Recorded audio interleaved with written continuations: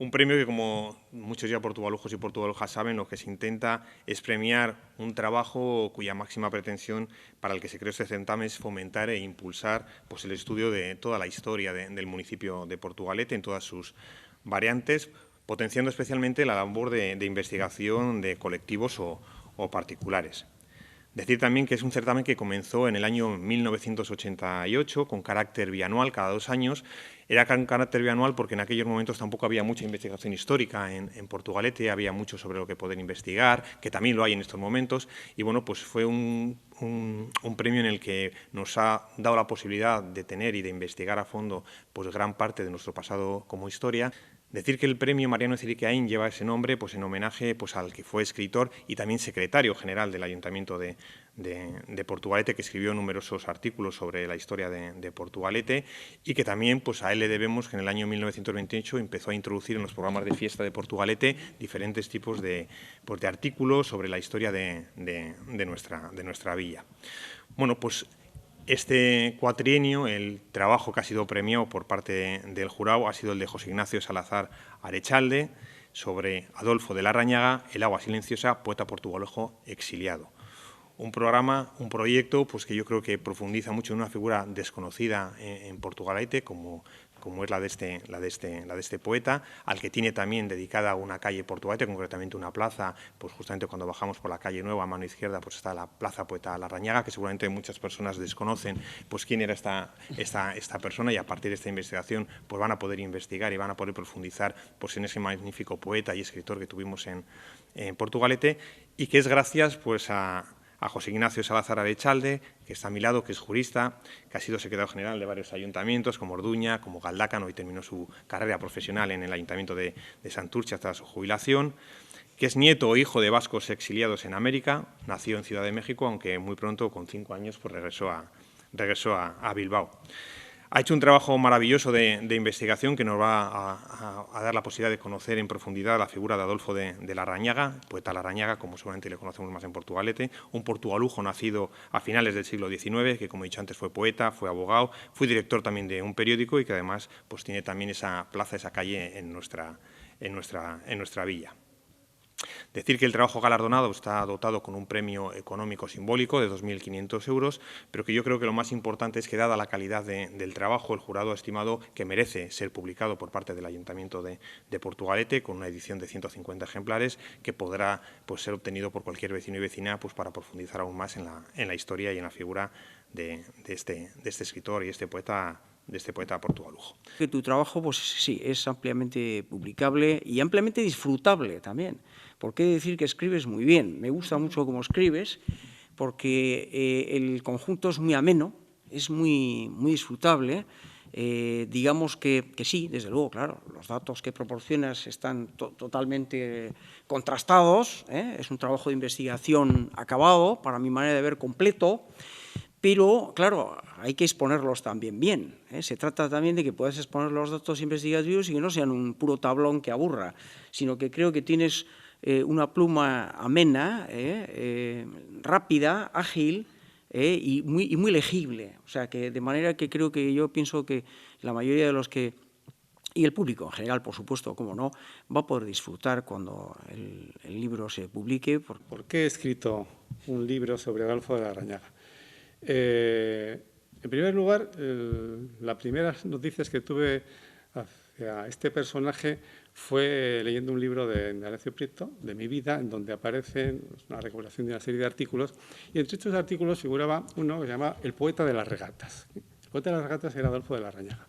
Entonces, me sorprendió la cercanía que mostraba hacia el poeta, un poeta, como ha dicho Roberto, de ideología nacionalista, la simpatía que mostraba hacia Larrañaga, la cercanía hacia su forma de ver la vida, con ocasión fue de su muerte. Realmente fue un obituario que le dedica, porque acaba de recibir precisamente en su casa de Distrito Federal, Indalecio Prieto, la última de las obras publicadas por Larrañaga, dedicada a Indalecio Prieto.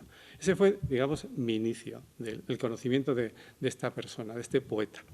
Seguí rastreando un poco la vida de Larrañaga a través de sus publicaciones.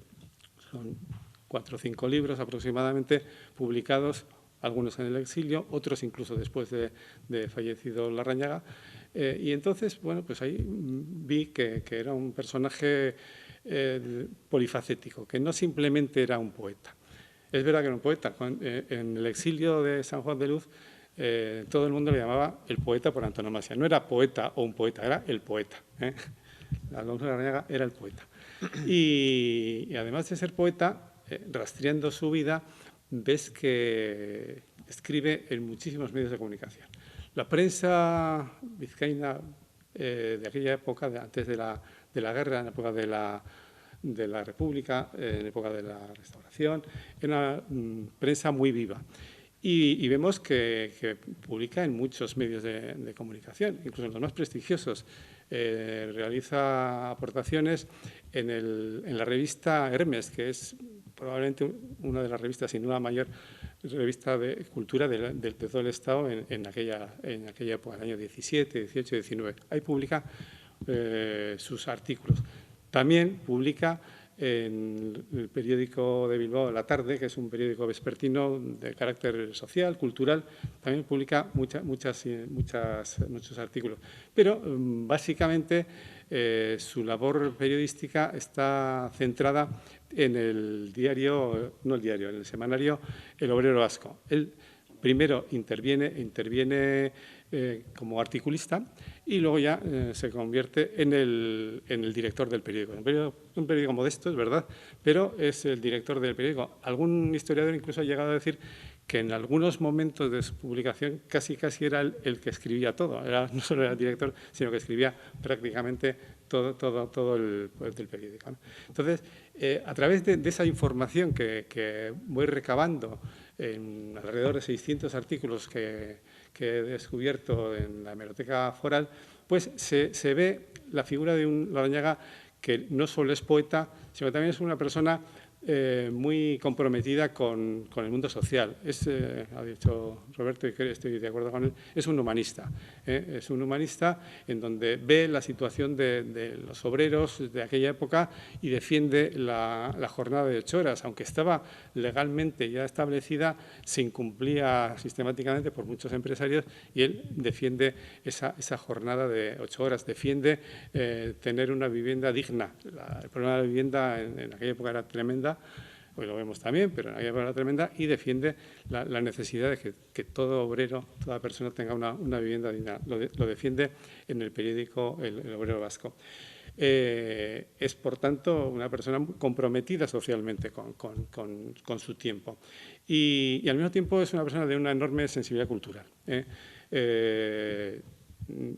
A través de sus artículos, de sus poesías también, vemos una persona muy sensible al mundo del arte. De hecho, en el periódico Excelsius, donde escribe también abundantemente, se convierte en el crítico de arte de ese periódico durante un tiempo, ¿no? Tiene también preocupación por el tema de la danza, incluso tiene artículos dedicados al cine, tiene artículos dedicados al teatro. Es decir, la sensibilidad cultural que muestra Larrañaga es muy amplia en todos sus aspectos, ¿no?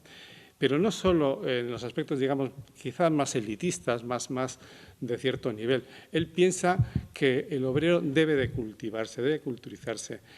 ¿Por qué? Porque dice que la cultura da libertad. Creo que decía alguna frase algo así como: mirad la biblioteca que tiene esta persona y conoceréis a esa persona. Una persona que es culta es más libre para elegir. Y lo dice en muchos de sus artículos. Creo que es un elemento también a tener en cuenta. Vive la República con ciertas frustraciones, como se ha comentado. Es nacionalista vasco desde un punto de vista bastante radical, de yagui-yagui, tiene enfrentamientos y llega la guerra. La guerra, que aborrece la guerra. Hay artículos verdaderamente impactantes en donde abomina de la guerra. Dice: quitad el antifaz de la guerra, lo dice con dolor. Tiene que ir al exilio, lógicamente. el exilio que primero lo vive en Bretaña y luego ya en Iparralde, en San Juan de Luz, ¿no? Y ahí muere en el exilio el año 61, en 1961, ya anciano. De todas formas, en el exilio sigue escribiendo, de hecho escribe 3 libros que le publican sus amigos exiliados. Él no tiene dinero para publicar nada, porque él muere sin tener un duro, muere solo con sus libros. De hecho, hay alguna anécdota en donde se dice era una persona muy, muy elegante, muy atildada, y no tiene dinero para comprarse ropa. Y se ve, dice Delcio Prieto, se ve que la ropa que lleva, la lleva de forma digna, muy digna, pero sin duda es una ropa prestada, ¿no? Entonces, esa visión de ese poeta anciano, sin bienes y solo con sus libros, la verdad es que a mí me resulta particularmente atractiva o cercana, vamos a decirlo así, ¿no? Creo que es ese reconocimiento de esa persona que vivió para la cultura, para los demás, para la poesía. Efectivamente era un poeta, era un lírico, y era probablemente excesivamente idealista. Idealizaba su patria. Tenía 2 patrias realmente. Era la patria infantil, que era Portugalete, y la patria vasca. Entonces, él idealizaba ambas patrias. Hay referencias a su Portugalete infantil, creo que son realmente hermosas. He localizado 6 artículos en el periódico Excelsius que dedica a la infancia en Portugalete, que son una auténtica preciosidad, son dignos de leerse, están muy bien escritos. Él sí que escribía bien, Roberto, no otros. Están muy bien escritos, con un contenido lírico, costumbrista, pero también que da datos de cómo era la vida de Portugalete a finales del siglo XIX, y de una forma muy directa, muy cercana. Creo que es también un elemento a tener en cuenta para conocer y admirar la labor de Larrañaga en ese campo de conocimiento de su patria infantil, que era Portugalete, ¿no? El trabajo presentado por José Ignacio presenta pues, una serie de virtudes muy a destacar. Bueno, claro, efectivamente hay una calle destinada a glosar el recuerdo de nuestro poeta Larrañaga y tal, de la etapa de Doroteo Pinedo Bañales, precisamente la etapa de los primeros ayuntamientos democráticos a partir del 79, las elecciones de abril del 79, pero la mayor parte de la gente pues no conoce demasiadas cosas acerca del poeta Larrañaga. Bueno, recientemente el presidente de la Fundación El Abra, colección del Mariómetro, Rubén Lasallas Núñez, ha presentado un diccionario histórico biográfico jarrillero, en el cual, bueno, pues, evidentemente, pues, Larrañaga tiene también un apartado, ¿no? Tiene también una página glosando sus virtudes, que fueron muchas. Luego, bueno, pues las personas de cultura saben cuál es la obra poética de Larrañaga.